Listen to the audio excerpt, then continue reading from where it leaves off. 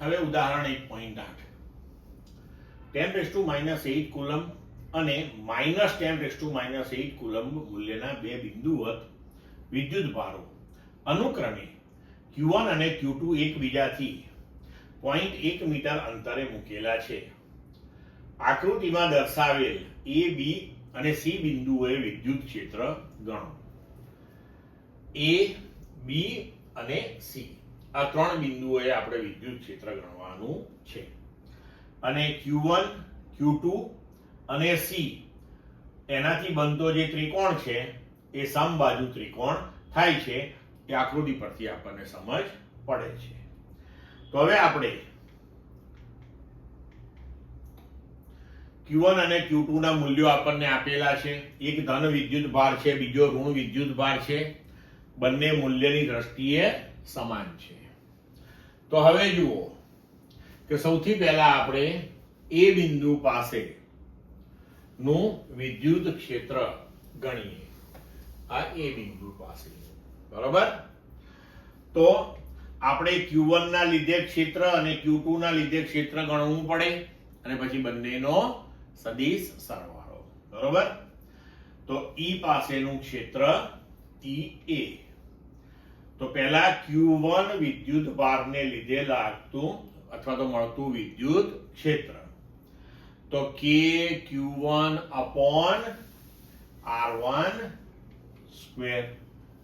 તો K Q1 upon R1 square. તો K નું મૂલ્ય, Q1 નું મૂલ્ય upon R1A એટલે Q1 અને A વચ્ચેનું અંતર એટલે 0.05 મીટર, બરાબર? એનો વર્ગ. હવે આને આપણે ઉકેલીશું. તેનો જવાબ આવશે 3.6 × 10⁴ ન્યૂટન પર કુલમ. હવે Q1 એ ધન વિદ્યુત ભાર છે. તો ધન વિદ્યુત ભારના લીધે કરીને વિદ્યુત ક્ષેત્ર એ વિદ્યુત ભારથી દૂર જતી દિશામાં એટલે કે A પાસે એ જમણી તરફની દિશામાં હોય. પડી સમજ એકદમ? હવે ઋણ વિદ્યુત ભાર Q2 ના લીધે લાગતું બળ લઈએ, સોરી ને લીધે મળતું વિદ્યુત ક્ષેત્ર લઈએ. તો Q2 અને Q1 નું મૂલ્ય સમાન છે. A અને Q2 નું અંતર A અને Q1 જેટલું જ છે. એટલે જવાબ તો આનો આ જ આવશે. તો K Q2 upon R2A square, બરાબર? તો મૂલ્યો મૂકી દઈએ. જવાબ આનો આ આવશે. હવે Q2 ઋણ વિદ્યુત ભાર છે. તો ઋણ વિદ્યુત ભારનું વિદ્યુત ક્ષેત્ર એ વિદ્યુત ભાર તરફ હોય. એટલે A થી Q2 તરફની દિશા, એટલે A થી જમણી બાજુની દિશા થઈ એટલે આપણે લખ્યું જમણી તરફ. હવે આ બંને વિદ્યુત ક્ષેત્ર એક જ દિશામાં આવ્યા. તો પરિણામી વિદ્યુત ક્ષેત્ર તમે સાદો બૈજિક સરવાળો લઈને મેળવી શકો છો કે E1A + E2A બરાબર આ બંનેનો સરવાળો અને પરિણામી થયું જમણી તરફની દિશામાં. હવે આપણે B બિંદુ પાસે શોધીએ. તો B આગળ વિદ્યુત ક્ષેત્ર EB. આવી જ રીતે Q1 ના લીધે અને Q2 બંનેના લીધે આપણે શોધીએ પહેલા. તો Q1 ને લીધે વિદ્યુત ક્ષેત્ર. તો Q1 ના લીધે વિદ્યુત ક્ષેત્ર K Q1 upon R1B. તો 1 થી B નું અંતર 0.05 છે એટલે મૂલ્ય તો આ જ આવશે ફરી પાછું, બરોબર? પણ ધન વિદ્યુત ભારનું વિદ્યુત ક્ષેત્ર ધન વિદ્યુત ભારથી દૂર જતી દિશામાં એટલે કે બહાર નીકળતું હોય તે રીતે. તો B ની ડાબી તરફ આપણને મળે આ E1B. હવે E2B લઈએ આપણે. તો Q2 ના લીધે કરીને તો અહીંયા જુઓ Q2 થી B નું અંતર 0.05 કરીને 0.15 થઈ જશે.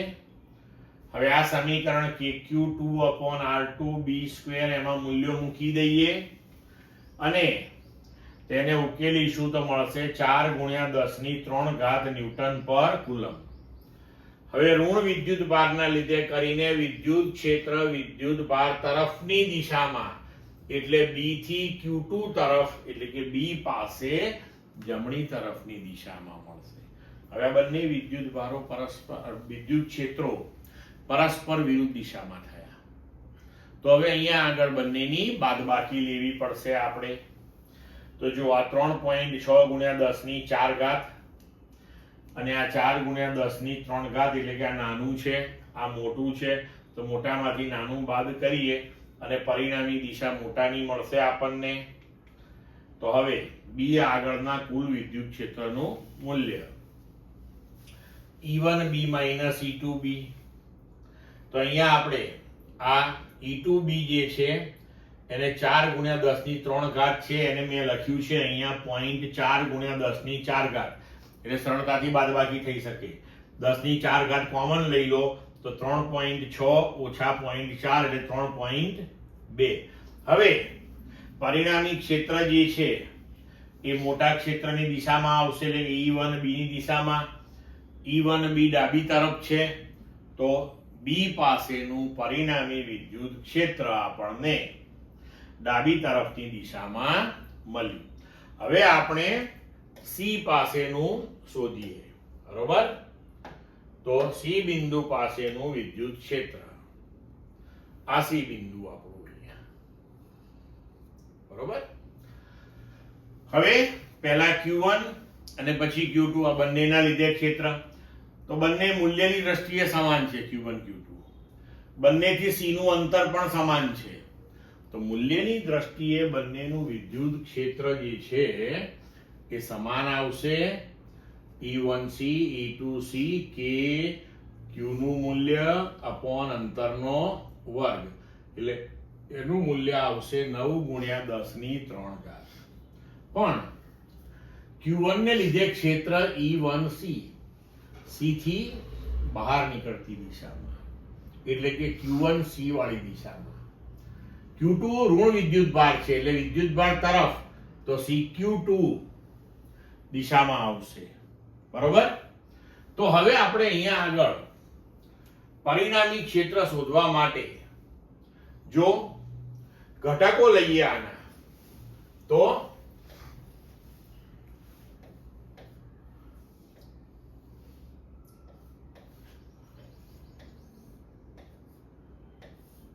અહીં આપણને E1C cos θ આ ખૂણો આપણે θ લઈ લઈએ. બરોબર? એ રીતે આ ખૂણો પણ θ જ થશે અને અહીંયા મળશે E2C cos θ ઘટક. અહીંયા મળશે E1C sin θ ઘટક. અહીંયા પણ મળશે E1C sin θ. હવે જુઓ અહીંયા E2C sin θ પણ E1C ને E2C મૂલ્યની દ્રષ્ટિએ સમાન છે એટલે આ સાઇન ઘટકો એકબીજાની અસરને નાબૂદ કરશે. આ cos ઘટકો બંને એક જ દિશામાં મળ્યા આપણને તો હવે પરિણામી એ બંનેના સરવાળા જેટલું થશે. તો આ બે સદિશોનું પરિણામી જે છે એ આપણને મળશે E1C.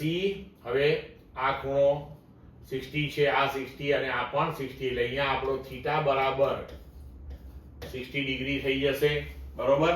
એટલે E1C cos π/3 plus E2C cos π/3.